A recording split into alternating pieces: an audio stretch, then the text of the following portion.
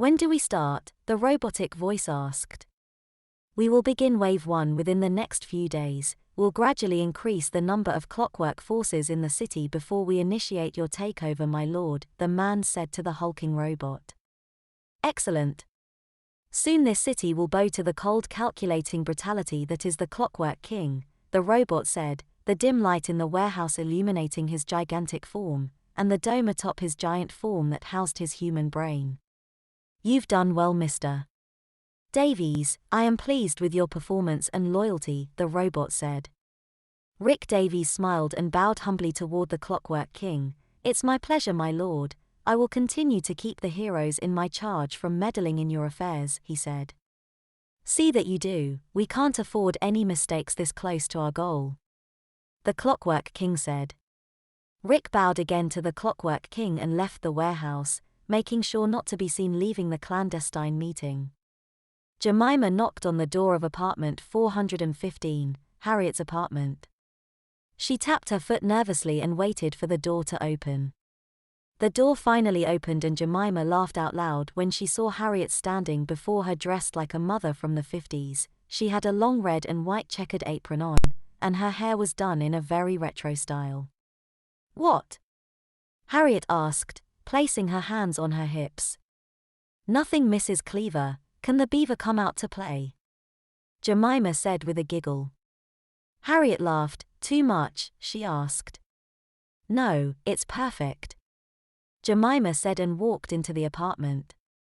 Jemima marveled at how large the apartment was. It was nearly twice the size of her own, and was furnished with many ultra-modern conveniences, quite the contradiction to Harriet's current garb. Have a seat anywhere you like. I'm almost finished with my cookies, and then we can sit and have a talk, Harriet said and scurried off to the kitchen.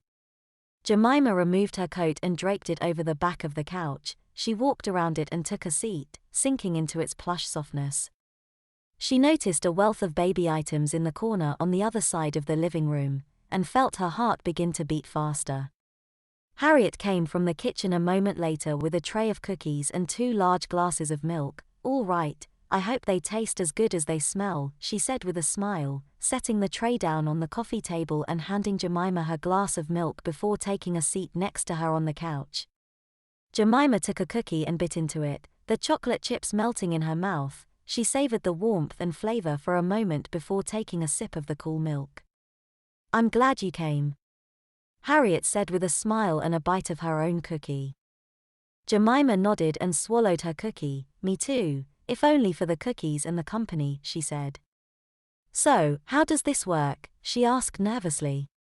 Well, the best way is to just dive right in, Harriet said, placing a hand on Jemima's knee. Do you need a change? She asked sweetly. Jemima's head began to swim. She was suddenly at ease and yet still conflicted. She felt good about the whole thing, but was still unsure if it was right for her. I guess Mommy will just have to check for herself, Harriet said and made a move to undress Jemima. Wait, Jemima said, finally finding her words. What's wrong? Harriet asked, and stopped her progression.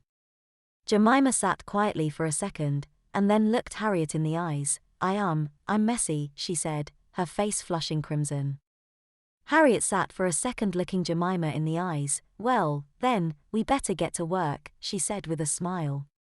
Harriet stood up and put out a hand for Jemima. She helped her up, and then surprised Jemima by picking her up and placing her on her hip. Jemima smiled and rested her head on Harriet's chest and let her carry her to the bedroom, and to a new world.